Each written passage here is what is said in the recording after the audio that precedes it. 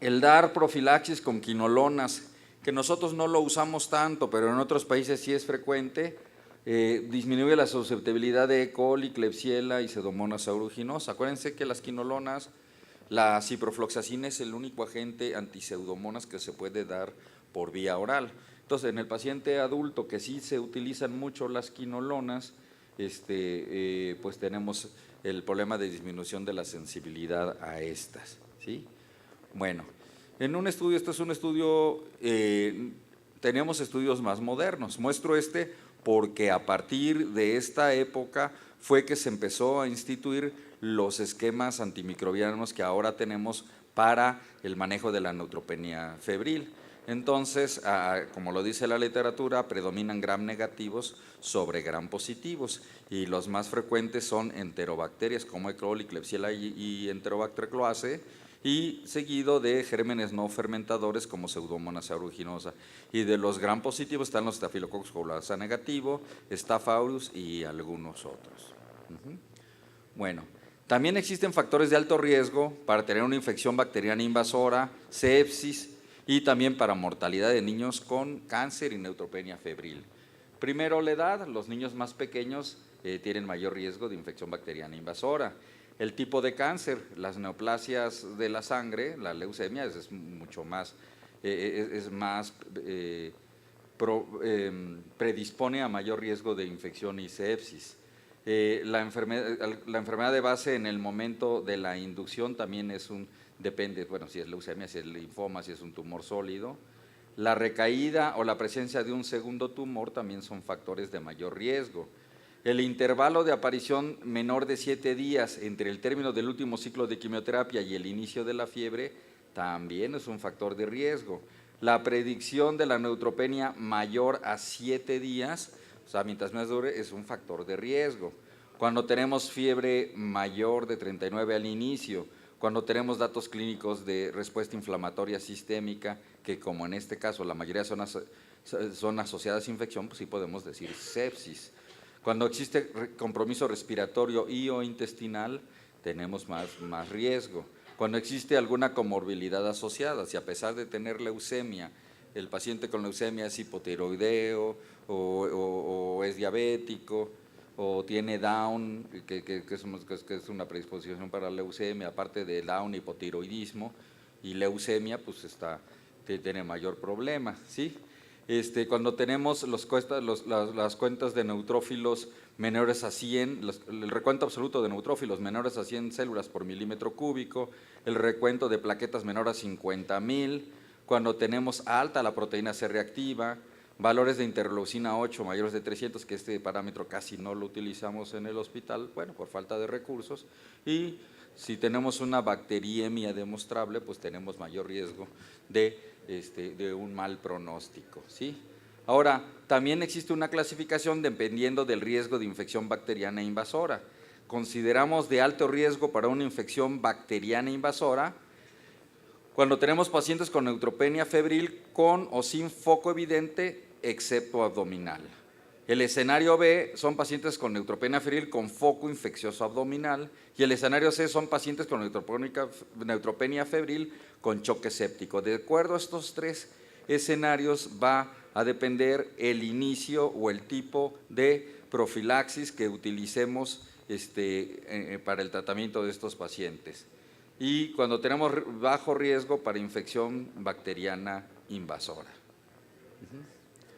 Bueno, el paciente con alto riesgo de infección bacteriana invasora debe de tener una valoración individual e integral a su inicio. No nada más vamos a valorar la cuenta de neutrófilos, también tenemos que valorar otros aspectos, tanto los clínicos como algunos otros valores, cómo se encuentran las diferentes constantes sanguíneas, cómo está clínica y bioquímicamente. El esquema antimicrobiano siempre va a ser de administración intravenosa, ¿sí? Debe tener espectro para gram negativos y para cocos gram positivos, según la epidemiología y el patrón de susceptibilidad antimicrobiana de cada institución. Y se deben de modificar esquemas de acorde a la identificación de focos infecciosos. Si yo empiezo cubriendo estafilococos y gram negativos, incluyendo pseudomonas, y yo tengo un aislamiento de un Escherichia coli, ya no tengo que cubrir estafilococos y ya la cobertura que yo tengo para pseudomonas la puedo reducir y voy a cambiar mi esquema, pero eso solo se puede hacer si tenemos la cultura del cultivo. Si no tenemos la cultura del cultivo, siempre vamos a tener pacientes con un esquema bien amplio y muy probablemente vamos a estar presionando, van a aparecer infecciones por cándida, por aspergillus, y vamos a tener mayores porcentajes de meticilino resistencia, y en nuestro hospital vamos a tener cada vez más frecuentemente la aparición de beta-lactamasas de espectro extendido. Bueno, ahora ya esas son habituales, ahora con las que luchamos es que no tengan carbapenemasas, metalocarbapenemasas que desafortunadamente ya han llegado a nuestros hospitales, ¿sí? Hay que usar las dosis recomendadas, sobre todo si necesitamos cubrir el sistema nervioso central, aumentar la dosis en caso de que se requiera.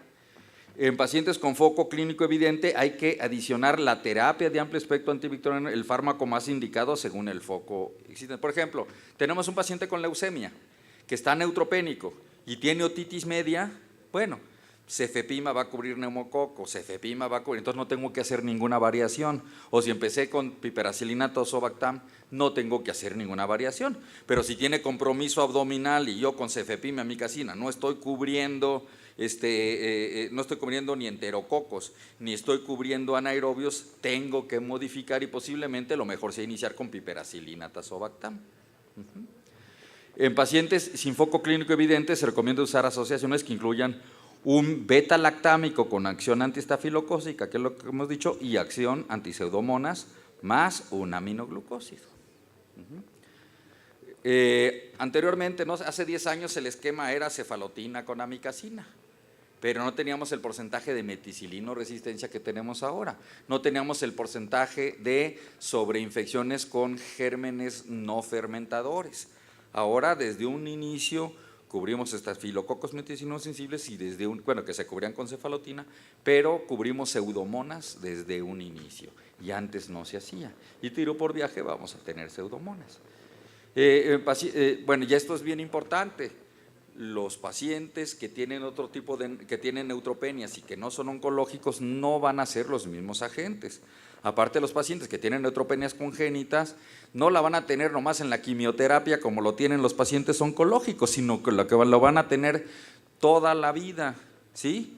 Entonces, estos sí son reservorios de gérmenes resistentes y no se vale quemar cartuchos, ¿sí? No se vale quemar todas las naves en un inicio y dar profilaxis. Generalmente tratamos la infección identificada clínicamente o identificada microbiológicamente, pero no vamos a dar un esquema con cefepima, amicacina a todos, ¿no? Tenemos que individualizar cada uno de ellos, ¿sí? Estas son las dosis de cefepima y de amicacina que normalmente se usan. Bueno, este es en el escenario A. El escenario A es un paciente con fiebre asociada a neutropenia, con o sin foco infeccioso evidente, sin datos de choque, porque los datos de choque ya me implican otras cosas, y se debería iniciar con forma empírica, con cobertura para enterobacterias, estafilococos meticilinos sensibles y pseudomonas, reforzado o sinergizado con amicacina. Si nosotros tenemos un cuadro abdominal, ¿sí?, ya sea colitis neutropénica o el paciente tiene pancreatitis, independientemente de que sea infecciosa o que sea secundario a la quimioterapia o cualquier otro tipo de infección intraabdominal, preferimos utilizar piperacilina tazobactam. La piperacilina tazobactam, vamos a recordar, es una penicilina antiseudomonas, es una ureidopenicilina, pero reforzado con un inhibidor de beta-lactamasas, que es el tazobactam. Casi siempre decimos piperacilina y olvidamos decir el tazobactam, y no es lo mismo. La piperacilina sola ya no se usa, ni siquiera hay presentaciones comerciales de esta. Y con amicacina. Si nosotros no vamos a usar piperacilina tazobactam, podemos usar cefepima, pero nos estamos quedando cortos con la cobertura para los anaerobios y le tenemos que agregar metronidazol y ampicilina, porque cefepima no tiene cobertura contra enterococo. ¿de acuerdo? Fíjense, hay cosas bien importantes. Las infecciones por Aspergillus son muy frecuentes. Hay pacientes que ya inician quimioterapia, pero ya tienen Aspergillus y el Aspergillus se trata durante mucho tiempo. Si a este paciente le iniciamos piperacillina tazobactam, siempre van a salir los galactomananos positivos. ¿Por qué? Porque piperacillina tazobactam nos da determinaciones positivas. Entonces no vamos a saber si está empeorando la aspergilosis o va mejorando porque me está dando falsos positivos piperacillina tazobactam. Hemos tenido pacientes, tenemos un paciente que ya iba en su día 80, ya le íbamos a quitar, estuvimos a punto de quitarle el voriconazol y llega con un absceso perianal. Y en vez de darle amicacina, clindamicina o darle metronidazol, se le ocurre al flamante doctor que la vio meterle piperatazo. Otra vez, hasta arriba los galactomananos. ¿Qué decimos? Es que fueron los galactomananos. A ver quién se atreve a hacer eso, ¿no? ¿Qué tal que la aspergilosis se empeoró, no? Entonces el niño se ganó cortesía de la casa otros 15 días en el hospital, mientras se le negativizaban los galactomananos por la travesura inocente del doctor que le puso piperacillina tazobactam, ¿sí? Y el escenario C es paciente con choque séptico, ¿sí? Que es sepsis grave más disfunción cardiovascular. Y no voy a abundar tanto en decir cuáles son los criterios que me dan choque séptico, porque ustedes los conocen, bueno, que me hacen el diagnóstico de choque séptico. Si no se cumplen dichos criterios, se considera el escenario A o B si tiene un foco infeccioso. Bueno, en estos pacientes se debe iniciar de forma empírica y oportuna meropenem y vancomicina. Y vamos a hacer ahorita una reflexión. No vamos a usar